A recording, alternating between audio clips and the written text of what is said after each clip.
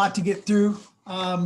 Really happy to see everyone today. I'm excited about the educational experience that we're going to put before you. I believe it's very differently minded, literally differently minded, and it's very timely. It's a timely exercise. We've had to learn to adapt and adjust and change how we work, how we instruct, how we interact with others, or how we cannot interact with others. The presence of COVID, our landscape doesn't look the same, and we can't afford to view it as we did before. So today we're going to learn how to look at things inwardly, so we can better affect things outwardly. If we don't learn to improve ourselves, how can we expect to help, our apprentices and our journey workers and everyone around us, even at home? A better us makes for a greater impact for everyone. And we can use this education to improve everything around us. Like I said, our home life, our work lives, our health, so we can keep working like dogs for a lot longer, So we're going to go over just real quickly the webinar best practices and etiquette.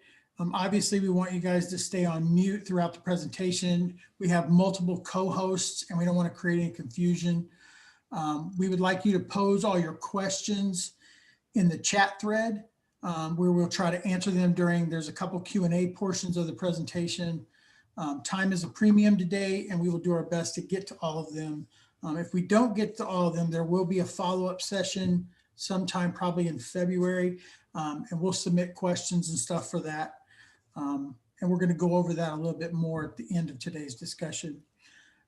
We're recording this webinar for the LMS.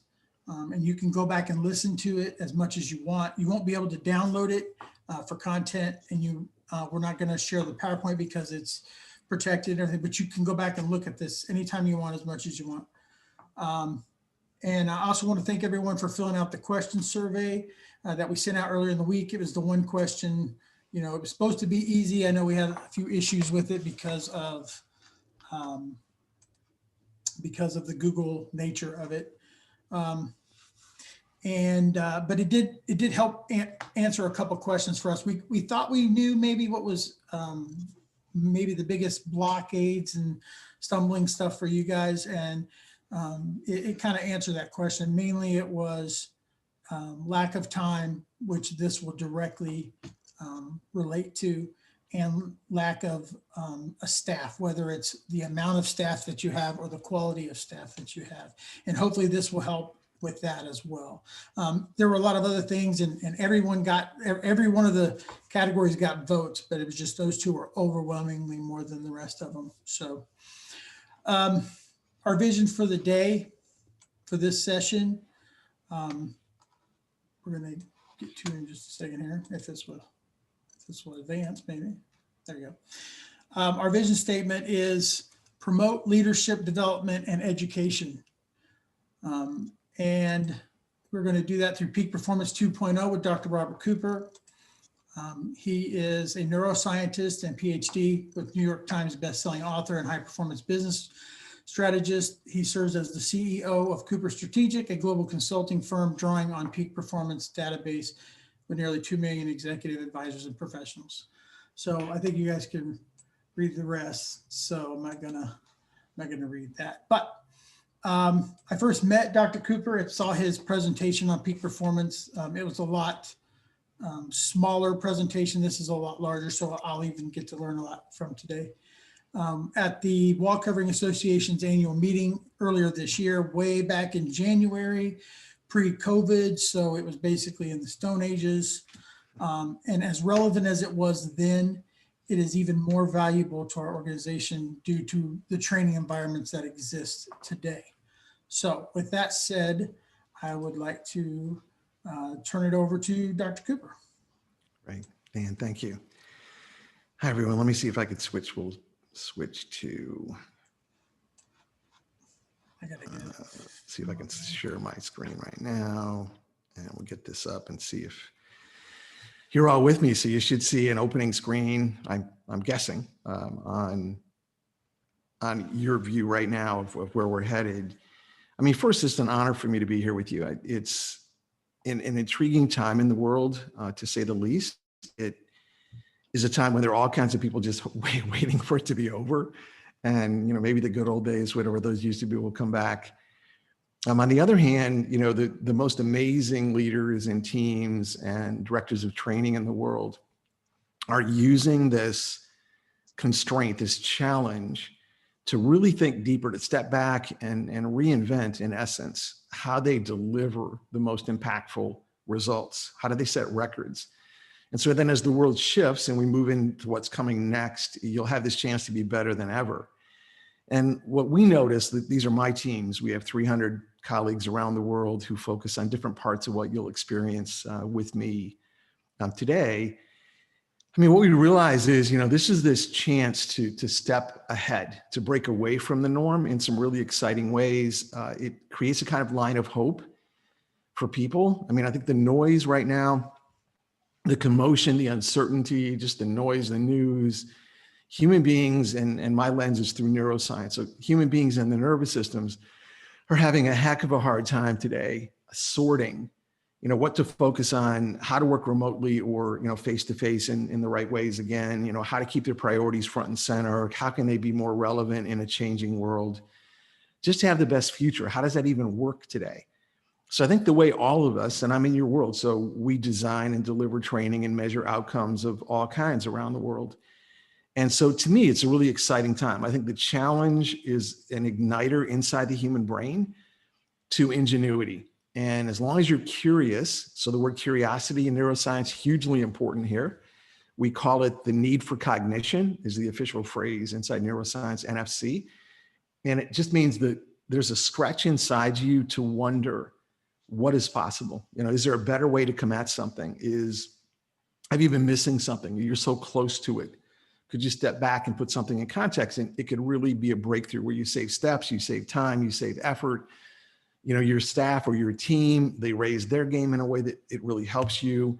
Your training takes a shift. So in less time, you have even more significance, which is always a great hallmark of training that matters. So I did this design. I mean, we're afternoon East Coast time today as well. And I looked at, do we go deep? And Dan and Antoinette and Gavin and others on the team, Nicole, brainstormed with me and I with my team about how do we design this? Do we just pick one or two topics and go super deep on a couple of points? Or do we stand back and take a kind of journey for a couple of hours here, knowing that you'll have a chance in a few months also to be applying things, to share glimpses into what's improving. You could share some questions and we'll have a follow-up that we'll record that we can build on this. So that's pretty exciting. And that's also a great tool in terms of how the brain works. If the brain thinks something is a one-off, that if I endure this, it's over, it pays attention differently. So I want to both encourage you to make notes. You can ask questions. As Dan pointed out, if you can put them on the thread, that's great. If you just have to unmute and jump in, just jump in. I'm fine with that. But making notes changes how you learn. The human brain can hold about one Post-it note of information in active working memory, and everything else is overwhelmed. So we need to get way more things off our mind onto paper or in some other form of note making than we usually do.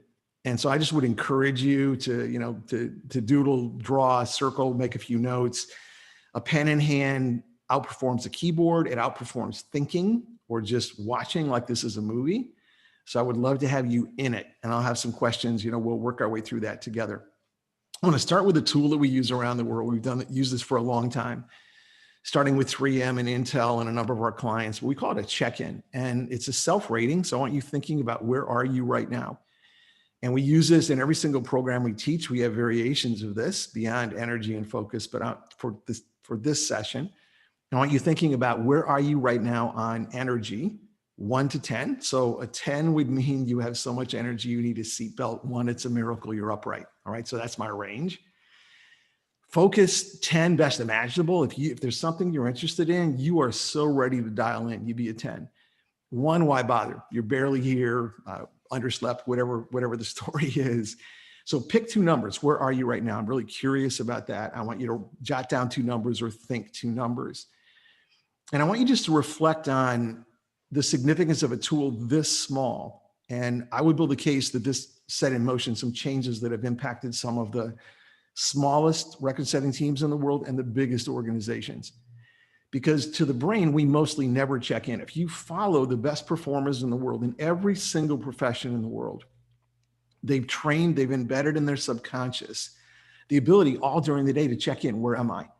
And they sense from the moment they awaken in the morning and raise energy and focus, and we'll work on this together in a few minutes. They sense every time it starts to drop. And they have within reach a number of very small ways to raise it on the spot. And when you're around them, you're just thinking, how do they stay at this level of being dialed in and totally on, and they arrive ready for the next thing happening? And this is how. They have this awareness. They're walking around with a different awareness, where most people are just trying to make it through the day and avoid some kind of misstep. That's just the brain. The hardwired brain tends to go there. So checking in is a really interesting tool, and you could use it in training in a mix of ways. It tends to make people laugh a bit. They talk to each other. They often tease each other if they know each other. Like, you're not a 7. Like, I know you. Like, you're not that high. So we're judging each other's scores as well. But a check-in is a really powerful tool. And just taking the moment silently this afternoon for you to check in and just ask, where am I really? It causes your awareness to wonder, what might you have changed looking back with, what you ate, what you did, how you shifted gears, how you let go of something you were focused on to be here. What could you have changed?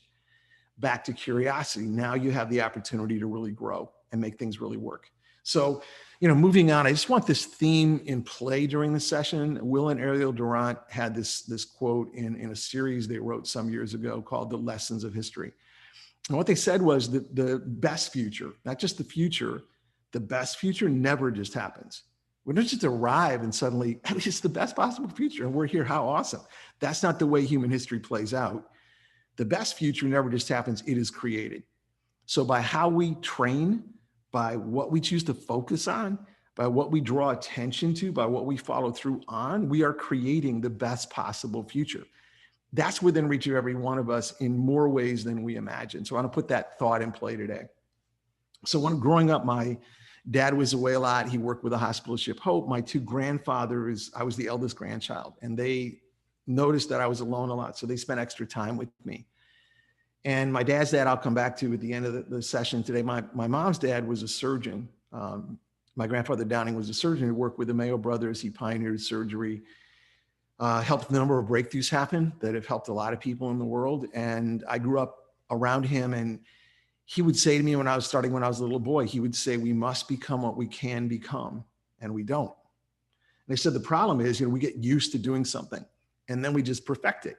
And so we actually stop developing new abilities. We stop unlocking this potential we all have, and we get stuck there. And he saw this in surgery. He saw people just repeating what they already do, maybe making it a little teeny bit better, but not making breakthroughs that save more lives. And what he knew was he wanted to be on that side of the equation. He wanted to pioneer and work on the breakthroughs that could help way more people. And it's a different way of coming at a profession. So I want the theme of we must become what we can become. And I'll build a case today. It's way more than what we see right now. We're underperforming. Good news is your competitors are underperforming too. So, that can be seen as a positive in its own way. So we work with a number of the top brands and have over the years in the world. You'll see a number of these logos that you potentially, recognize and maybe have done some work yourself with. And I'd build a case that every single one of these brands and many more that we work with, hundreds more, are reinventing themselves. If they're going to make this turn, they would want to be in a session like we're in today. They would want to take the latest leading edge research, the most practical tools. They would like to be constructively irritated, to look at something differently. That's what we're going to do together today. So I want you to reflect for a moment on a question. I think some of you had this, a day or two ago, just to think about a bit.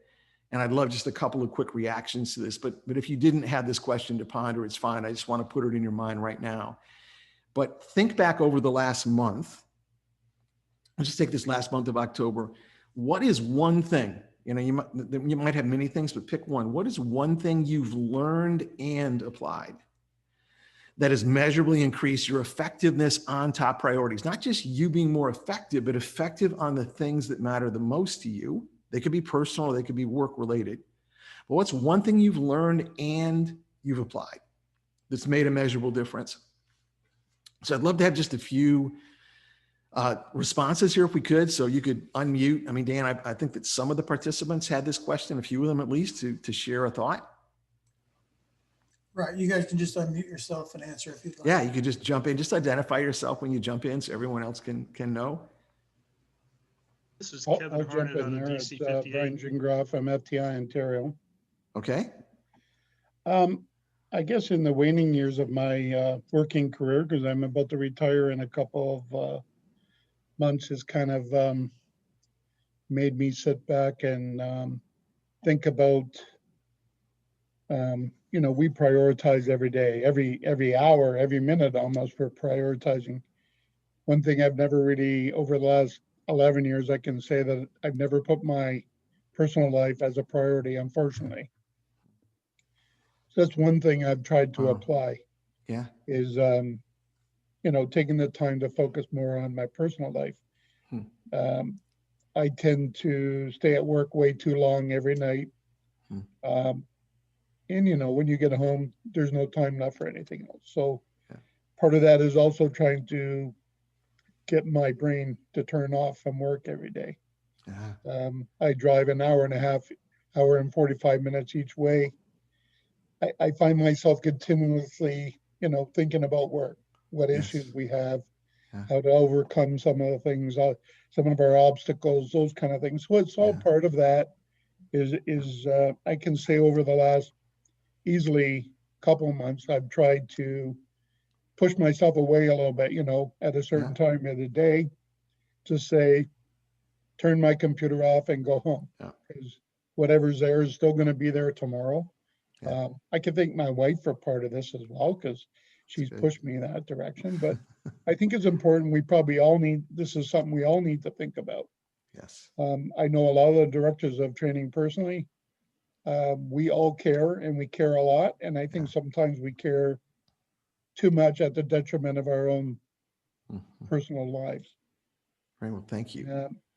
No, and there's some soul searching there. You're right. And if you're not used to this for years, that switch to linking your personal well-being in it's something new to learn. So thank you. That was powerful. I know when I was younger, I remember my father saying to me, as you get older, time goes by faster. Yes. And I used to laugh at him because that did not make any sense to me at all.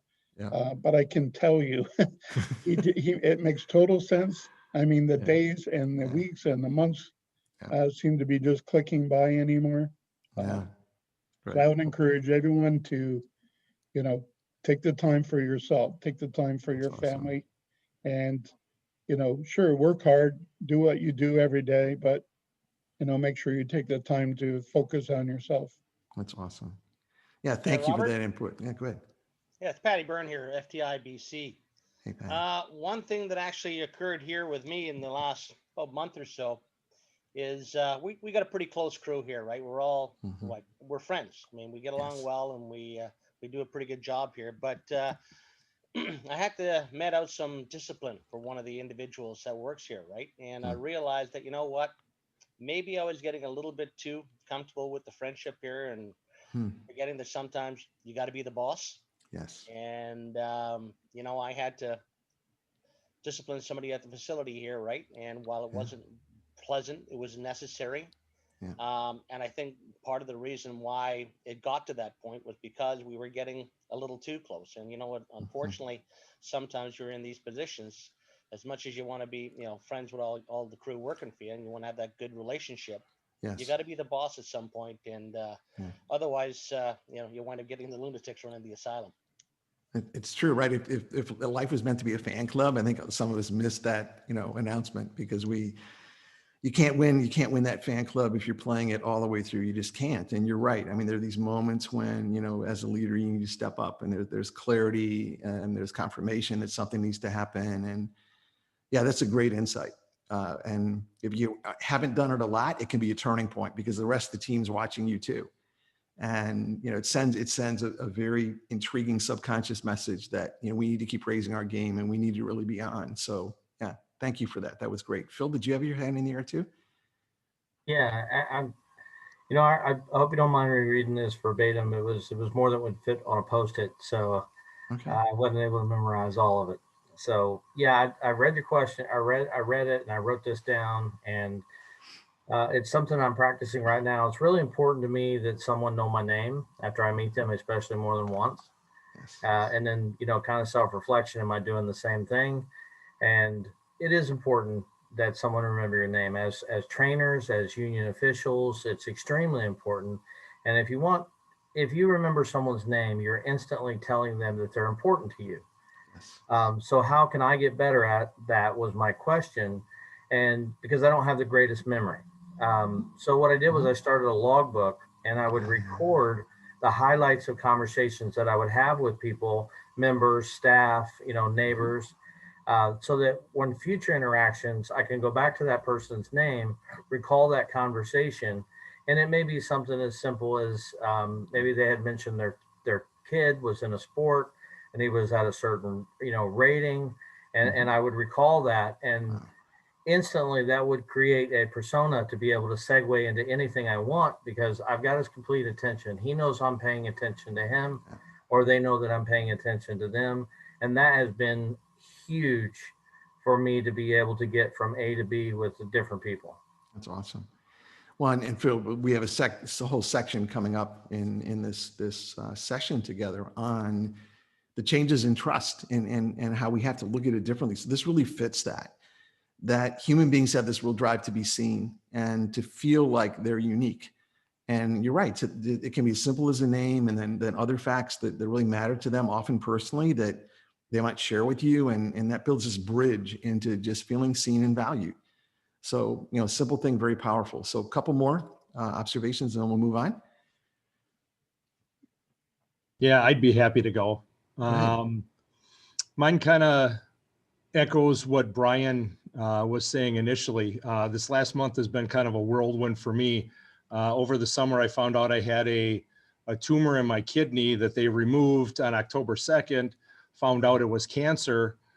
So when you hear the C word, your whole world just absolutely changes. And it made me take a look at everything personally, professionally. Do I have enough life insurance to help support my wife if this would have progressed? And it would have, now luckily it isn't, and they got it all, but what would have happened professionally? Who's here to replace me if I couldn't have come back to work, if it would have been a lot more serious? So it really makes you think and put everything into perspective when you go through stuff like that. Yeah. I mean, it's its own kind of wake up call. It's so intriguing how, and we miss that. It's context about, do we have what matters most lined up with, what we're focused on? And sometimes we don't. And so that's a great reminder to all of us as well. So thanks for sharing that. That was great. Do we have one more? Yeah, this is Dave Bertle with DC 36. Can you hear me? Yes. Yeah, I can.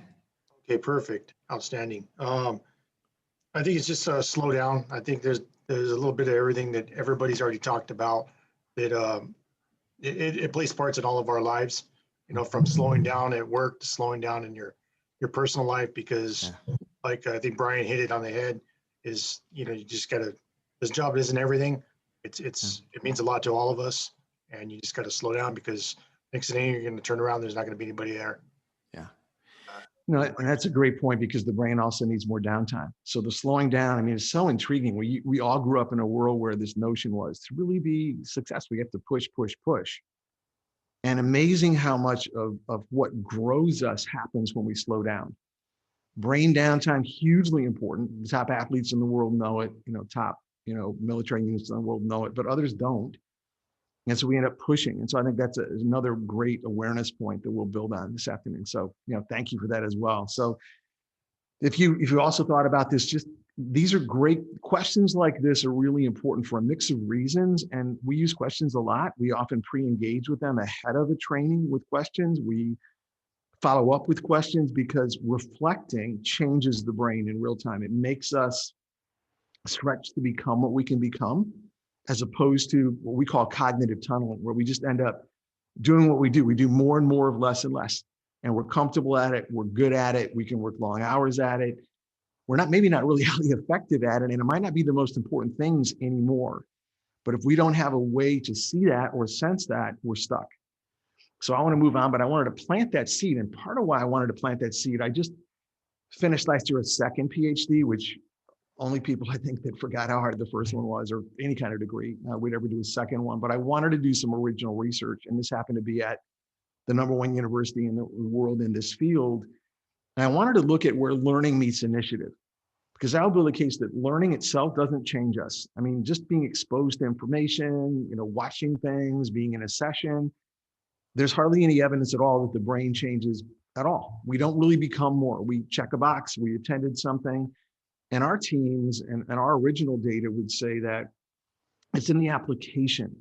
It's when you take something and make it your own, because we're each one of a kind. I mean, that's diversity played out, is we're all one of a kind, unique human beings, and unlike anyone else in the world. And we all want to be seen that way and respected that way. And we want to have a voice that way, and we want to be able to grow that way. So, but we have to take initiative.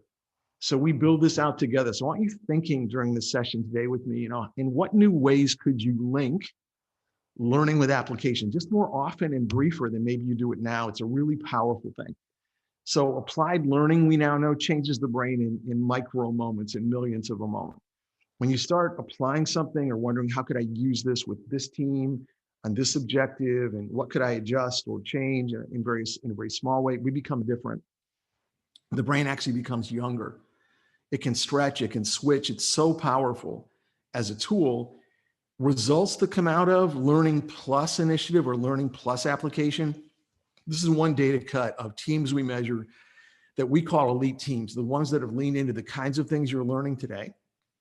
And then we measure outcomes week by week across the time frame of a year, for example, in lots of leaders and teams. And just notice the differences here in energy and engagement, in learning and productivity and creativity. So much higher than what we would consider a traditional successful team. And it just will raise the point that so much more is possible than we think is possible. So this is where we're headed today. This is the outline that I've worked through with Dan and the team as well. We'll start with, how do you guide in simple, different ways, what we call your brain performance code. Then we'll focus the second areas on redesigning time. How do you look at time? Because the survey also indicated it just feels like we're out of time. We have no bandwidth left. We have no flexibility left. We're just really working. And all of you are can-do driven, right, achievers. So that's awesome. And that's also the downside. I mean, if you didn't have stamina, you'd be stopping sooner. So we have to look at that. What is the latest on redesigning time? Third area, update, trust, and communication. Right? How do you think differently? Because the whole world is changing about what it takes to build trust. How do we communicate in ways that create trust and loyalty in our own teams, and how we work with other human beings as well? And then finally, just a few insights on new data on how do you achieve bigger goals sooner? Could be a goal with training. It could be a goal, with a project. It could be a goal, inside the profession that each person's lined up with. So those are the 4 broad areas we'll focus on. So I want to start with this notion of your brain performance code. So I would build a case that we each arrive in this world with a hardwired brain that mostly is exactly the same as it was, say, 2,000 years ago. Maybe more than that, but 2,000 years ago. The way it reacts to the negative, the way that it leans away from change, the way it seeks comfort. Those things helped humanity a couple thousand years ago. I mean, they helped us survive all kinds of things. They don't fit today's world. So I'd build a case that if you just let your brain mostly run your life, what it wants to do is not what's often best for you. It's not what's possible for you. The brain always tends to play small. It leans back, it nitpicks, it amplifies the negative. You can see it out there right now in the noise and the news. And so I would encourage you, like we do with our teams and all our clients around the world, just work on how could you become more of a guide for your own brain in the right ways across the day. And this cartoon was drawn in our neuroscience lab by Hugh McLeod. It says your brain is not your friend. And it's the saying we have. And what we mean by that is your brain in general is a great employee. It's a terrible boss. Like, don't turn it loose. It has these reactions that it thinks are helping us, but it overwhelms us with negativity. It makes us narrow in on the wrong, miss the important things. Trivia distracts us endlessly, shiny objects. We lean away from change. I mean, we maybe wear an I love change pin or something. We're part of a campaign to change, but the brain itself doesn't want to do any of that unless we nudge it. So how in training can we do the right things that help us take charge of the brain? Rick Hansen, a neuroscientist, one of his comments that I've loved for a while is, our brain has a negativity bias, which is true. So we really are drawn to the negative and we amplify it. We minimize positive.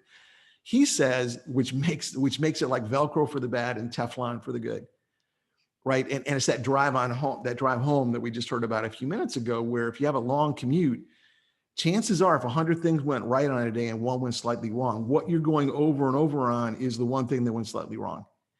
And that's just natural. We're hardwired with that tendency, and we're the ones that have to override it. It will not end on its own. So into this complexity, there are all kinds of mental models out there in the world. You've heard about a number of them. They're way more than just 200 here. There's more than 700. We call them brain traps, but they're cognitive or emotive biases and stumbling blocks. And so we're set up to have all of these challenges around us, and we're the ones that have to step in and start guiding the way the brain works. The phrase we use for our uniqueness is neuroindividuality. Every single human being is one of a kind. And the reason a lot of books and programs don't work, they work for someone, is that we're different and we're not testing and tailoring. So we really emphasize, how do you make this your own, which is my nudge for you with the insights from today. How do you test and tailor these? Some could fit you. You'll have to adapt them though for the project you're working on, but you can do this. And in the end, this is where the whole world's headed. There's also an issue with this whole notion of good to great. And there was a saying from 100 years ago by a famous entrepreneur that good and great are the enemies of possible. And his name was Martin Henry Leland. And that saying is really true to us. That we get good at something, we just want to repeat it. We stretch and someone gives us an award and they say, hey, you're great. What we tend to do is what grew us to great stops, and now defending great, clutching the trophy begins, and then we fall. It's the history of businesses, of societies. It's just in every human being. And so my grandfather, as a little boy, would say to me, be really grateful when someone says you're amazing at something, soak it in for about 10 seconds, and then ask, what's deeper? What's next? What's more? And that stretch toward what's possible, because so much more is possible than all of us can even imagine yet. And we're proving it in science, we're proving it in human performance every single day. I mean, the data is really powerful.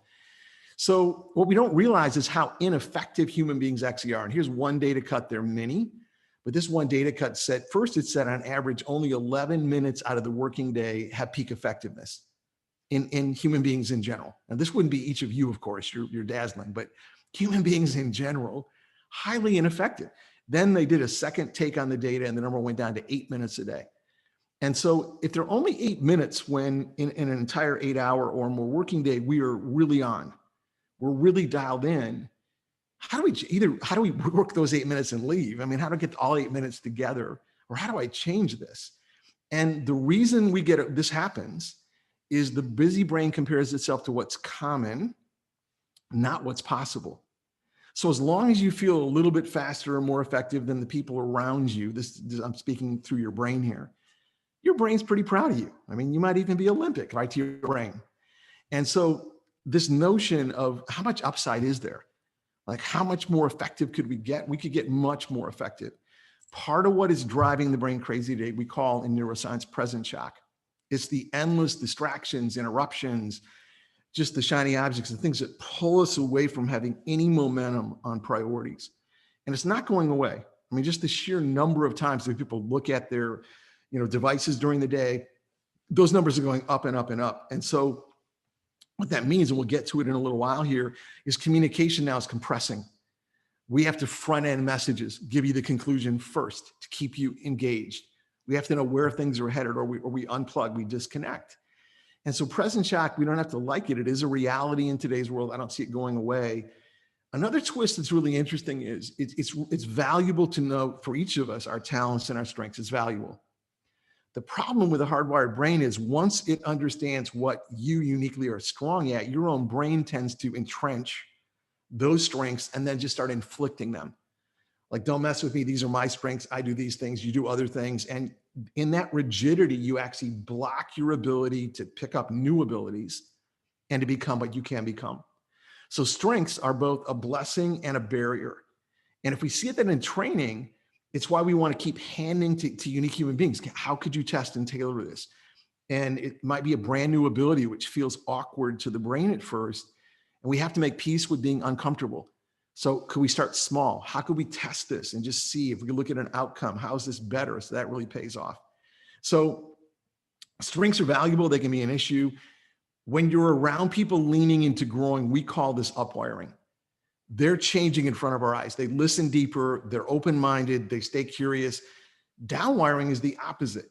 It's repeating the way you always do what you do, the way you feel, the way you react, the way you think. And you'll hear people say things like that. It's just the way I am.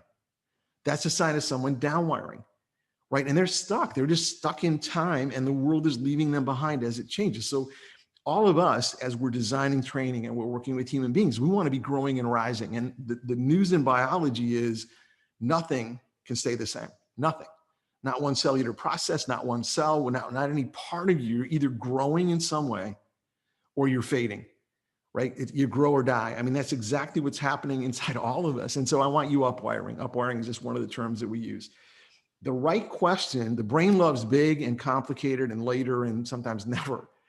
And to take action, what you want to be focused on more, because this is where many of the best breakthroughs happen, is they're very small adjustments in something. It's a very small change. So you continually ask, where might or where can the smallest change, not the biggest one, the smallest one make the biggest difference? And when you ask it in the spirit of what do your best instincts say? And the other person maybe hadn't thought about this. And so now they're scanning the challenge or the setting, and they're starting to think. Their instincts are getting sharper. So what's happening is in this kind of interchange, when you're looking for leverage here, where might the smallest change make the biggest difference? You're encouraging other people to sense that too. And often those small changes are within reach, and we make them, and then we grow. We call this the habit of winning. And we were asked by a leading organization in the world to come up to look at the simplest habit that the best leaders in the world and teams walk around asking every single day. What's that habit? And we call it the habit of winning. And basically you're aiming everything. Where does this lead? And if it doesn't lead someplace you want to go, don't focus on that. So this has to be a priority. Then you test something. What's a small change that might make a bigger difference? Whatever works, you keep, you share it with other people, you grow, and you repeat this again. You aim again at one of your top priorities. And this little sequence of aiming and then testing some adjustment or change to become more than you were a moment ago, a day ago, a class ago, when you design something, that's what separates the best performers in the world from everyone else. When you do this, you awaken in the brain some special kinds of neurons. The nickname for them are breakthrough and solution neurons. And what that basically means is every single time you pilot test a small change, or someone in your classes does, it's changing them. These neurons wake up. All human beings have them, and most human beings, they don't work. They're dormant. But when you're testing small adjustments and changes, and you're basically looking for daylight, how can I improve this? How could I save a step here? How could I be better over here? These neurons wake up, and they make you much quicker at finding and creating breakthroughs and solutions. So it's very cool. It starts to become the way you do things. And that's an outcome I love from training, is you just take it with you. One more insight you might not have heard about from the data that we find really interesting is, we grew up in a world where a lot of people would say, just take one thing from the session, just one thing, just walk out the door with one thing. And I'm here to tell you, don't, right? The human brain and nervous system have a really hard time implementing one change. So I'm thinking habit changes here. And in this case, it's way easier for the brain to take a handful of small changes that it could work on because they spark each other. It keeps your subconscious curious about when and where to start applying some adjustments. So a handful of small changes taken away from learning, be my request as we head toward the end of the session today also. What handful of small changes are your instincts saying, I should test these? They might help me, right? So go for a handful, not just one, and they'll help you, they'll play off each other. So that was a little look at some of the ways you can start to guide the way your brain, when it takes off on its own, would not guide you in the best way. How could you insert some influence and give a nudge? And you're turning the way your brain focuses in a way that's really helpful. Second area, we'll jump into that, and then we'll come back. Go, yeah, jump in, go. Yeah, so I was curious. I know we talked about this in the past, and I saw another piece of this somewhere else. How much does failure, help in your succeeding and stuff? I mean, it's important to Yeah, no, that's a great point. I mean, failure is interesting because we call it, so 3M called failure stumbles, right? It could be a setback. It could be an outright failure. It could just be an oversight or a mistake. We all tend to feel bad about those to begin with. We call those fuel, right? In our neuroscience research, the best performers in the world use the energy of a stumble to look deeper at something. The most elite performing military units, we have jet fighter pilot commanders, on our team as well. And when they debrief after something that didn't go well, they're so fast at extracting learning. They don't beat themselves up. They learn from it. And I'll actually come back to this a little bit later in this segment on, trust and what's changing. How can we and how we work with each other get better at that? So the truth is, if you're not daring to test changes, and some of them won't work, right? And so, but that discomfort and some of those stumbles and some of those failures, they open up a whole nother opportunity. And you'll see this. I mean, there's a great set of studies in the world about just how the most successful people in the world, none of them had it easy. I mean, they all came through all kinds of challenges and setbacks, and they had to turn things around, and they had to look deeper, and they had to really call on the best part of themselves. So we see that. We want you to avoid failures when you can, right? To be ahead of where you are. That's really important. And be your best self. So if you keep arriving ready, as opposed to you're exhausted, you're distracted, I mean, that really sets you up to stumble more, to have more challenges. But if you've done those things, to arrive really being dialed in and being ready, you can extract learning from something that's not going well. You can do it pretty fast. So hopefully, Dan, that helped. Anything else come up that we should address so far? All right, apparently we're good. All right, so redesign time. So this whole notion, the brain has a really hard time with time, which probably won't surprise you, right? Calendars and time, we're under 400 years in human history, we've had those clocks. And the brain is not good at managing time. So we have to be the ones, again, who add some structure, who test and tailor the ways to get the most out of time. So we have teams that work, Navy SEAL team members on these teams, jet fighter pilots and others that work on an initiative we have called Precision Plus Speed. That when you want to get better, you always focus on precision first, getting the right things really done well, and then the speed follows. And we have a formula we use. The first two steps are anticipate. So whenever you can, anticipate what's coming. Tonight, anticipate tomorrow, right? It's called being preemptive, hugely important.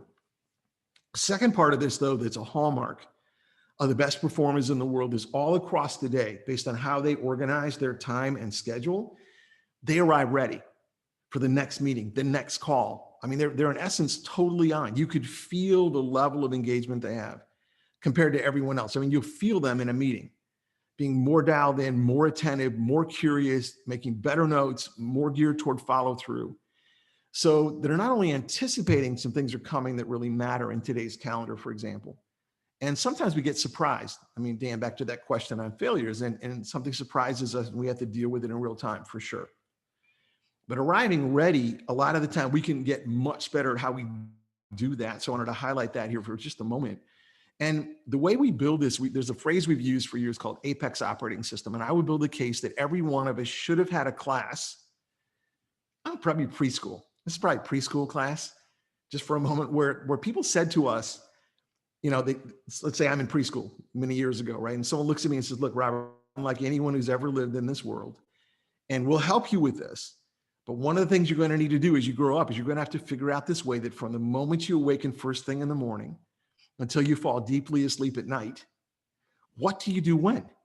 You uniquely, what do you do when that gives you your best energy, your best focus, your best resilience, you're the most creative, you're your best, you're unlocking your best possible self.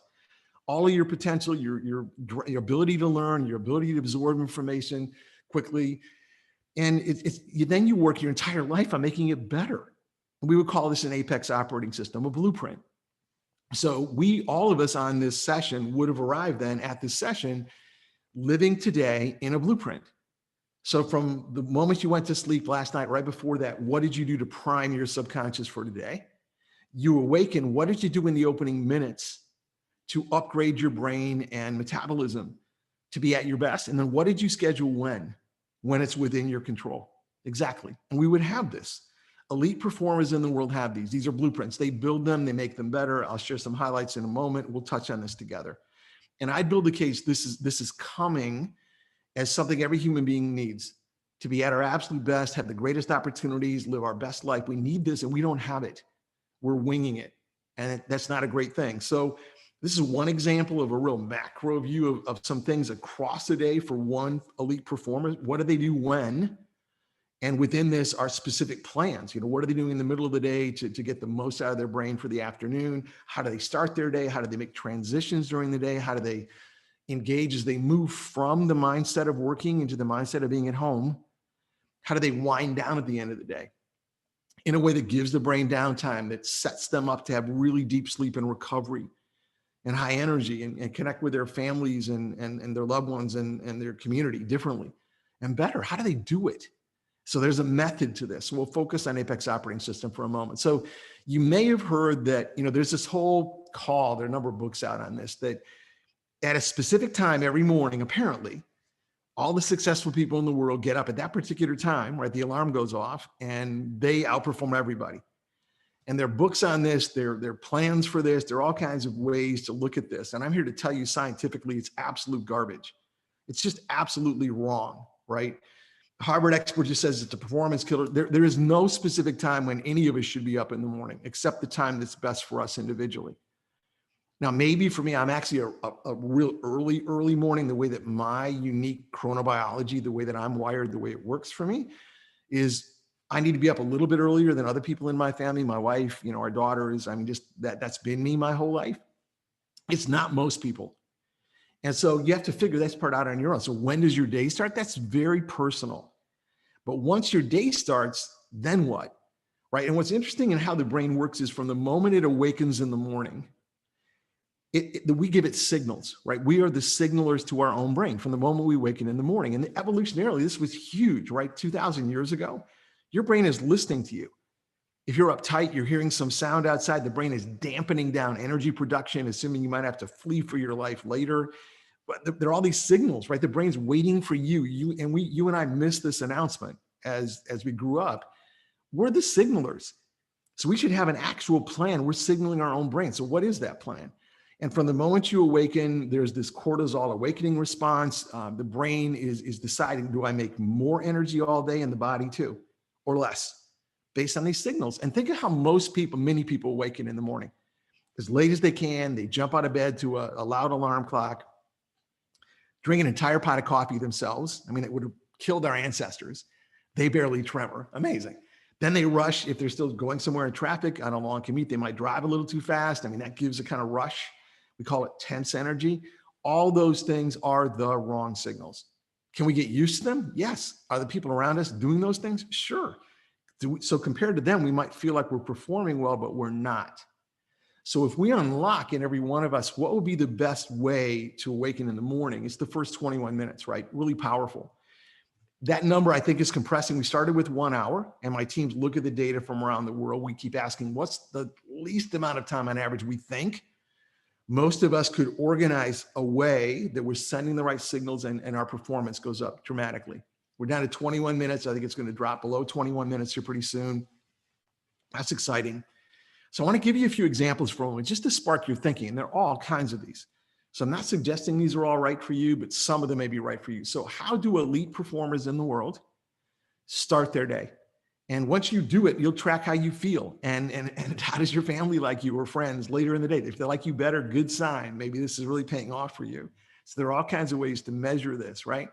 First, the first 21 minutes, no access to TV, radio, email, or the internet, none, right? None. Those hijack the brain out of the gates. And the fire department, if they come, will still knock on your door. They won't call you, probably. It's going to be a different way to find you. So in general, just try not to be immersed in the distracting and mostly negative technology early in the morning.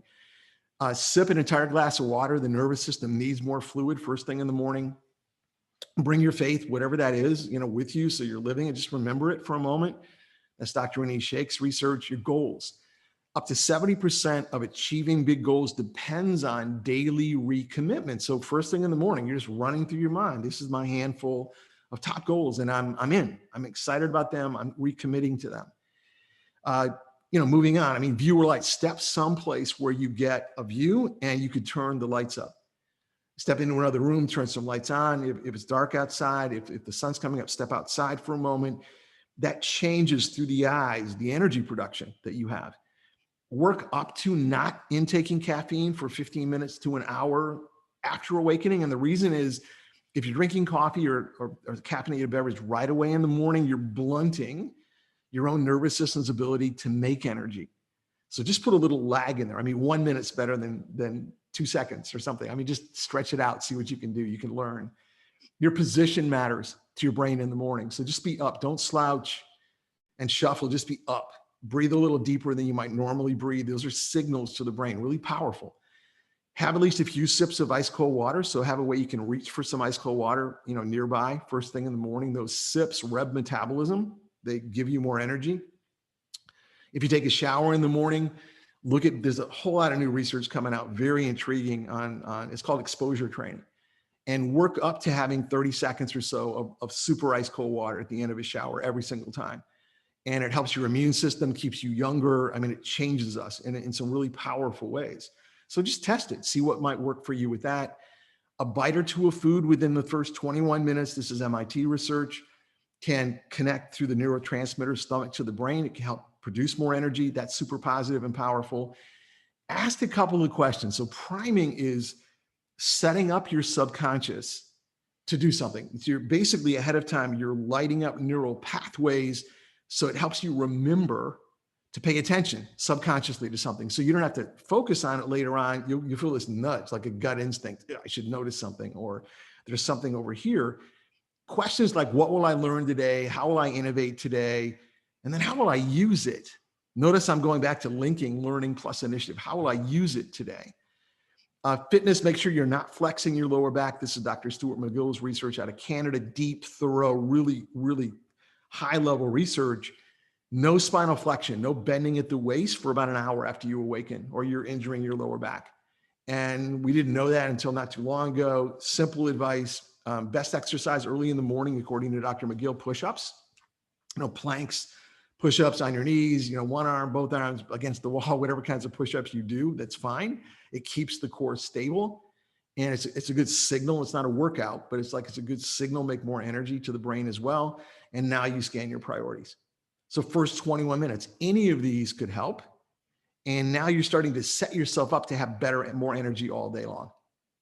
Then there's a focus prime time. Every single one of us as human beings, there's one time during the day when we ace things. What is your time of day, right? I mean, is it early in the morning, like for me, like early morning, middle of the morning, and when your family would have an opinion? What is your best natural time of day? When you're the most naturally on for focusing on things. And we all have one of these. Everyone on your team has one of these. So what's yours? And the reason you want to know is this should be in a different color on your calendar. And on the days when you can control this particular time, when you don't have to be somewhere else, schedule to work on your highest priorities, right? Because you are 2 to 100 times more effective in this prime time than at any other time of the waking day, right? And the brain, as you focus, and as we focus, you'll see it in how we're doing this today. We're not staying very long on one topic on purpose. By design, the brain is designed for sprints. It's designed for 5 to 10 minute, maybe less than 5 minute sprints of focus, and then a change. It's how we're designed. And that whole idea of working super long hours, we tend to be really ineffective. We need to be switching up focuses. So I could focus for 5 minutes on one priority, wrap that up, then turn to another priority. I can come back to the first one, but just don't go nonstop, right? So that switches things up for the brain, really a powerful tool. After every one of these brief bursts of focus, use 2 4-letter words. I mean, this is what the research would teach us. I mean, when you finish a focus area, the brain needs to fully disengage, and it doesn't tend to do it. One of the biggest barriers to full engagement is we don't fully disengage. So when you finish one focus, for right now, use the word done. Think it, or if you're alone, you can say it out loud if you want. Take this breath and recharge. And as you turn to what's ahead, use the word next. And that tends to shift the brain into focusing in. So very simple research, very powerful kind of an outcome. We used to think breakfast was the most important meal of the day. I mean, it's still important. We now know from a brain perspective, lunch is the most important meal of the day. So the ability to make sure everybody is getting at least a few bites of food, whatever works the best for them, really important. And nutrition, a topic, we can certainly go deeper into, as well. I mentioned earlier, just the brain needs more downtime. And we're going to take a short break coming up at the top of the hour as well. If there are enough of you that want to do that, we'll have Dan, kind of make a decision on that. But the brain literally needs to unfocus more than we tend to unfocus. And here's part of the reason why. When I grew up, we thought the brain uses most of its energy when we actually focus on things. And that's what's tiring. And the answer is that's actually not true. Unfocus, right? When the brain unfocuses on something, steps back, a whole other set of networks in the brain kick in. We absorb learning. We integrate what we know. We start to focus on ways to apply it. But if we're just doing only, and we're not stepping back and unfocusing some, so it's like when we end this session today, how do we wind down at the end where you can absorb more learning? I mean, you take this breath before you jump into checking email and doing the next things. I want to jump ahead to how do you wind the day down? Just a couple of thoughts. There are all kinds of tools here on winding the day down, and we don't do this well either as human beings. We're often tired, to one of the earlier comments that we had here. We get home, we're tired. We're up later, we're tired. We fall asleep in a chair maybe, or on the sofa. Someone nudges us, says, go to sleep. You're sleeping, that kind of feeling, not great. So we need to plan the end of the day differently. A number of ways to do it. There are all kinds of tools here, but I just want to focus for a moment on reflection. When we look back at what happened during the day in a constructive way, it changes us, right? So just reflecting back on the day, you already in the morning said, I wonder what I'm going to learn today. How am I going to innovate? How do I apply learning and innovation? Now you're reflecting back. How did that work? What did I learn today? How did I use it? Where did I innovate? Even on something really small, right? What was something exceptional that I did? It could be small again, or that someone else did. I want to remember those things. The negative I can remember, the mistakes, but I want to emphasize these. They help bring out the best in me. And this is Dr. Anise Sheikh's research as well from Marquette University. Take a few moments every evening to vividly imagine and feel. Don't just count your blessings. Vividly imagine and feel your blessings. We all have a lot of blessings, and we tend to forget them and remember the irritations and the distractions. Not a great way to wind the day down. So just soaking in the things we have to be thankful for, really important.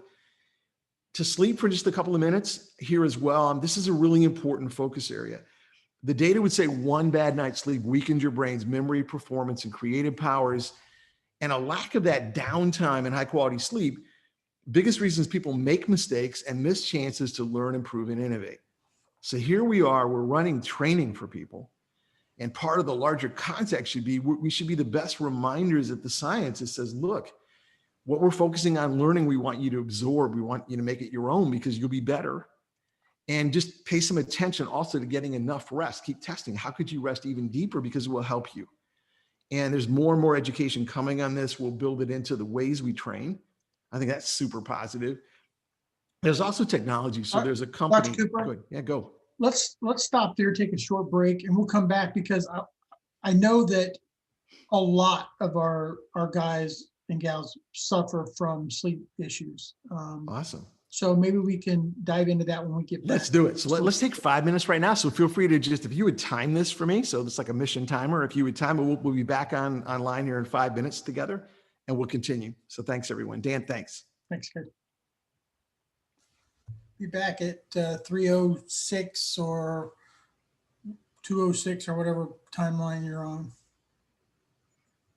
Dave and Phil both had their hands up. Let's go with Phil since Dave doesn't seem like he's back yet. Phil, did you have something? Hey, Phil. No, I believe that my hand was up from my last time. Oh, sorry, I missed you. Okay. You weren't on my screen, sorry.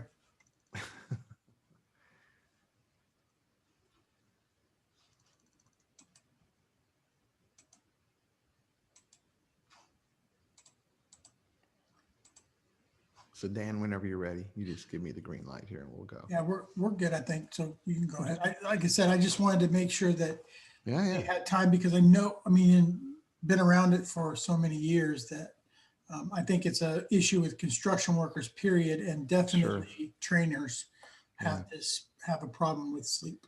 So no, it's great, and we'll come back. We're going to do some reflecting back in just a moment, a couple of slides from now, together with a new tool also. And And you can tell, I mean, we've opened up, this is a whole gamut of new discoveries in neuroscience and scientific fields like chronobiology, cycles of time, and how they affect the brain and performance and our well-being and all of those sort of dimensions of who we are as human beings and what we're capable of becoming. This influences those a lot. And it's amazing how many hundreds of new studies are being published every week. And what we look for, our team is really good at looking for practical insights. And, a lot of those discoveries are upending conventional thinking. So we used to think we needed to do, if we do the opposite, sometimes it's much better. And so it's worth being aware of that. We love being at that leading edge with our teams. I mean, it's an exciting thing. So sleep, again, there's so much going on. So think of that focus, unfocus slide that we looked at together, that while we're sleeping, the brain consolidates memories, cleanses toxins out of the entire system, rejuvenates us, absorbs learning in new ways, just makes us more capable in the morning or not. So depending on the quality of the sleep, the deep sleep we have, the REM sleep or don't, the REM sleep we have or don't, how restful or restless we are, how long we sleep in a certain extent, in our body temperature, our heart rate variability, all those things we can measure now while we're sleeping. And you can learn from that. You can learn what kinds of things set you up in the evening to have the deepest possible sleep and rest. And there are just so many ways that plays out. There was a study published 2 days ago that said, 50% of unwanted thoughts that distract people and negative thinking and doubts and that just bottle us up, they're all sleep debt accentuated. So when we're not sleeping well, we can't even block those. They just start to take us over. So now we're battling even more things that are unnecessary. And so the ability to just free up this best part of who we are, sleep plays a big role in that. So I wanted to bring you into the technology of sleep a little bit. And we've been around this for a long time. We participate in the research. We have tools. You'll notice the new Apple Watches, coming out have more and more ability to measure sleep, and all kinds of other devices, the wearables that you could put on. But there's one that I'll mention that's really interesting. It's from a company in Vancouver, Fatigue Science. And Fatigue Science looks at performing athletes, elite military units around the world, and it can measure based on wearing this REDESIGN, this very thin band while you sleep. It can not only calculate what's happening while you're sleeping, how you're recovering or not, it can predict. So this is predictive analytics. It can predict your day tomorrow. And for everyone where safety and precision is really important, elite military units, athletes, I mean, it could be construction workers too, where we want safety to be huge. We want to be on, we want to be highly effective. These predictive analytics are really, really important. So I'll show you this is one of my screens from a year ago, but it was measuring my brainwave state, when I'm waking up out of 100. And the case that Fatigue Science would make is most people, when they're coming to work in a traditional way, are in the 70s, 60s or 70s. And it's like they are working or living drunk and they haven't had a drink. That's just the brain level. But we don't even know it. We're so used to it. The people around us are in the same mode. But we can actually start to measure. And on sports teams and in military units, your band is scanned every time you walk into a locker room or a staging area. So you can't hide. I mean, what's happening for you, you're signing up, you're part of this. They get to looking at you too. If you look at my scale on the right here, I'm in a real high brainwave state for most of this day. You see it below in the timeline, but at 2 in the morning, you don't want me on your team, right? That's not going to be a time you want me on the mission with you. We're doing something. And just the fact, if you could know these things, you start to adjust what you're doing to have higher scores. And so Fatigue Science is coming in a mix of ways. It's available in rings. There's an Aura ring. My wife Leslie and I and our team members wear those as well when we sleep. Pretty easy because you get data. You just have a way to look at, okay, that adjustment we made in the evening really helped us rest much more deeply, and you'll feel it in your performance. So I want to take just a moment here and share a couple of highlights on what does it take based on the latest research to sleep truly deeply and well, to rest and recover at the highest level. And so these are data points, and we're all individuals, so you may be different than some of these. But the zone right now that just seems ideal for human beings in general is 7 to 8 hours. Way more than 8 hours, not really helpful. Maybe some more for some people. a lot less than 7 hours for most people, not enough rest and recovery for the brain. You also want to sleep dark. We're designed to not have any light. I mean, even a night light on, or if there's, you know, some light coming in from outside through a window, around a curtain, around a blind, that's enough to cause excessive rapid eye movement, even with your eyes closed, and it disrupts deep sleep. So to the degree you can, go as dark as you can, right, in the sleeping area. That's important. I mean, optimize your sleep space. I mean, the bed you use, the pillow, the bedding that you pick, whatever seems the most restful to you. And it's worth testing a few things when you can, just to find what seems to help you rest the best. You want to sleep in a room that's quiet, but you also want to block sound. So this is some new research that's interesting to me, is the sound machine world, that you need some white, pink, brown noise, or all kinds of types of noise. But just because it blocks the outside, you know, sound of sirens or traffic, or excuse me, dogs barking, and all those things disrupt sleep. You might not fully wake up, but it pulls you out of deep rest, out of deep sleep and deep REM sleep. You want to sleep colder than you think. We grew up in a world where warmer was actually better, more covers was better. And the new data again and again is just saying we need to sleep more Arctic.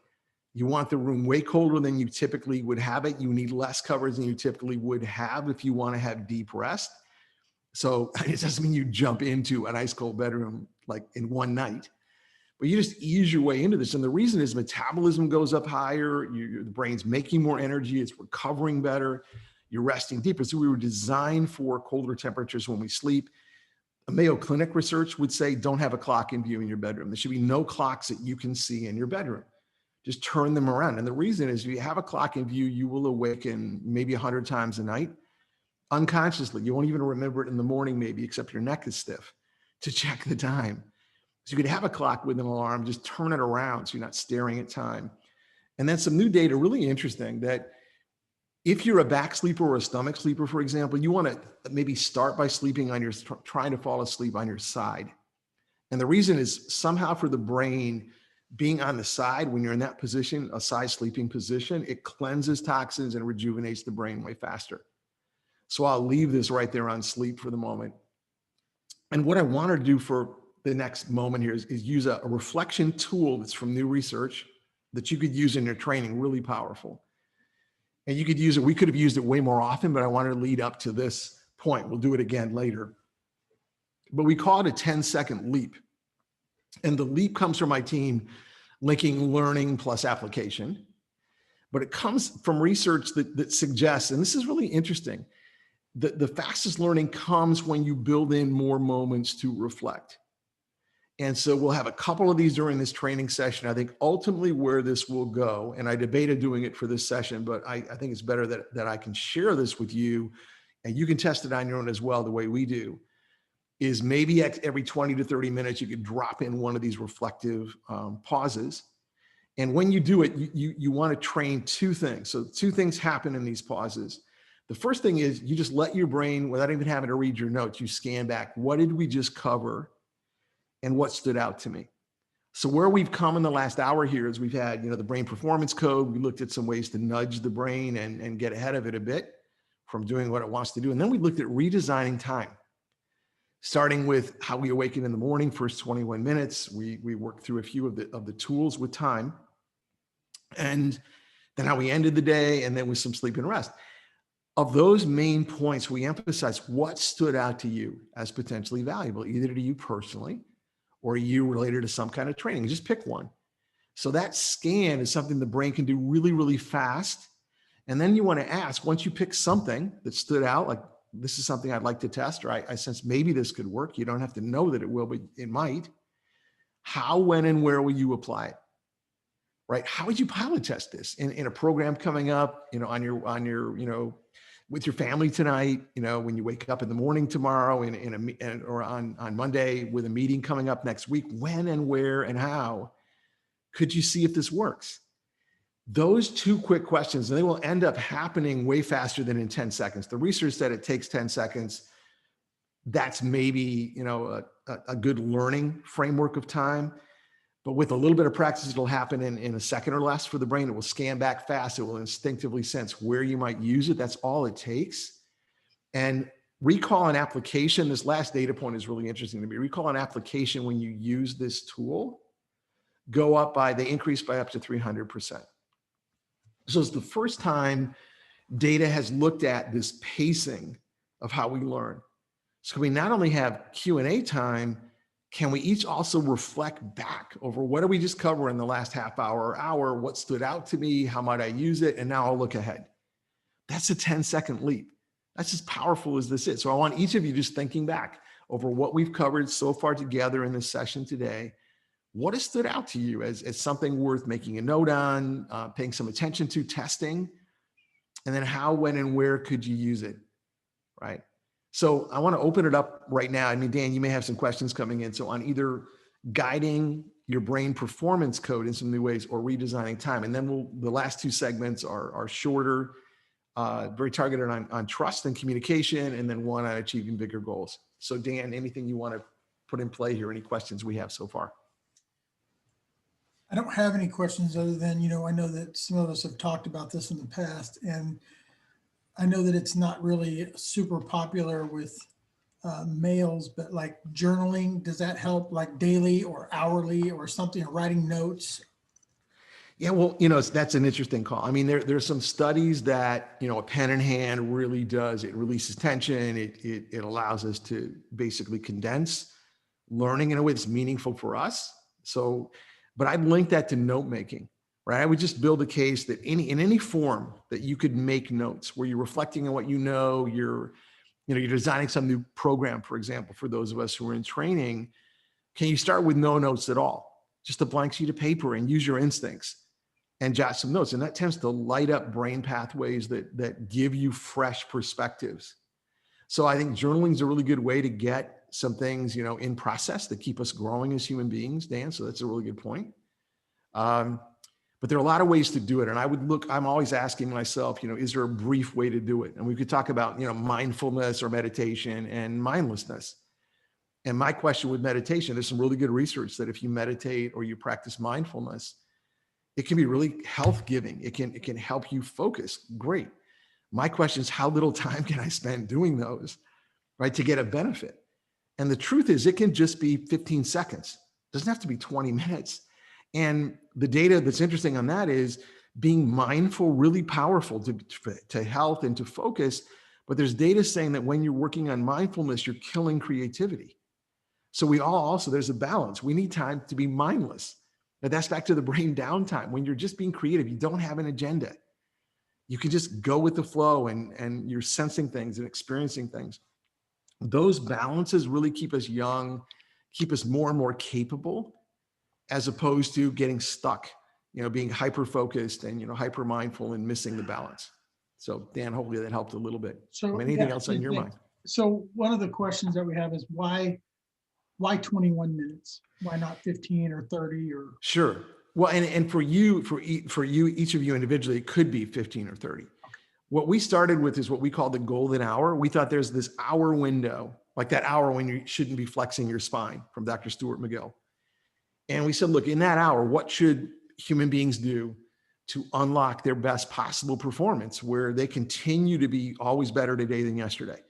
What is that hour? And then we started asking, all right, look at the data. How could we compress this time? How little time could we spend on average? And we worked our way down. We went from an hour, we worked our way down to 21 minutes. I think we're about to make a jump maybe to 17 or 18 minutes. We're coming down. But what we're looking at are data cuts, right? So when I look at just human beings in general, if you just did 5 minutes, it would help you. But is that enough to send enough of the right signals to your brain to set the whole day up? So for example, with children, there are studies where you can predict their ability to learn in the afternoon, for example, based on what they did or didn't do first thing in the morning. Breakfast, and what do they do in the beginning? And you can project and then track it during the day and measure the outcome. So the data is just really interesting. So we're looking at what is this amount of time? And I think it may condense down toward 10 minutes, I think. If you were really organized and you could focus in, and you could start with just 2 minutes. I mean, it would help you. Any of those kinds of steps that I pointed out would be a help. That would help your brain start to upgrade energy and focus, as opposed to downgrade it and then have to use caffeine and tension and anger and rushing and So- whatever else to feel energized. So even as a child, their peak time of the day is still in existence. Like, do you carry that from your childhood? So like what you said, if you monitor a child and they learn more in the morning or in the afternoon, or by what they do prime or they time. construct, is Yes. that something that we carry with us, and is it changeable? Yeah, I mean, I think to a degree it's changeable. I think for the most part, though, I mean, our families all have opinions here. Are you an early morning person? Are you, I mean, I'm talking focus here. Ironically, our most creative time, our creative prime time is not the same time as focus. The brain actually has to be tired. It has to have a little bit of fatigue for us to be highly creative. So that's why even in the evening, you with a notepad jotting notes, you may have your best ideas at a non-work time and non-creative kind of focus time. That's the way the brain's designed. But that prime time, and if you don't even know it, you experiment, right? If you're thinking, well, maybe it's 8 in the morning to 9 in the morning is when I can really dial in, or 7 to 8, or whatever you're picking. Just test it and then shift it by an hour next week and see if you are more dialed in. And use that time to focus on top priorities. Go 5 to 10 minutes on one, advance it, then say done, switch to another one next, and advance that. And you'll start to feel what that hour-ish of time, it might be 90 minutes for some people, maybe only 30 for others, but that time is golden. So And you want to use it. We have the ability to train our brain to do what we want it to do. We do. And we just don't take that's a great point, Dan. We just don't take charge. I mean, we almost assume like the brain knows best. And it did 2,000 years ago, maybe, to amplify the negative, and we were able to flee for our lives, and we survived. That is cool. In today's world, those instincts are not the ones that make us, shine and be the difference makers and unlock our potential. So anything else, on your mind, Dan, or any other questions come in? Good. All right. So let's jump to this next. So the third area I'm highlighting some areas where I think you can weave elements of this into training. You can use it personally and professionally in ways that will enhance both your personal and professional lives going forward. Every one of you can, each of us can. So this third area is intriguing because we have teams that study how trust is changing and how loyalty is changing and how communication is changing. To us, language is really, really important, right? The language we choose and how we use it, it matters because it helps get a message across, and the order in which we communicate really changes what's heard on the other end, on the receiving side. So I build a case that trust and communication are being reinvented. And the only question is, where are you in this picture, right? How are you doing this? And so this is Rachel Botsman, a quote from her at Oxford University. She wrote a book called Who Can You Trust? And her comment based on the data is, we are at the beginning of the biggest trust revolution in history. How human beings feel trust and loyalty is changing.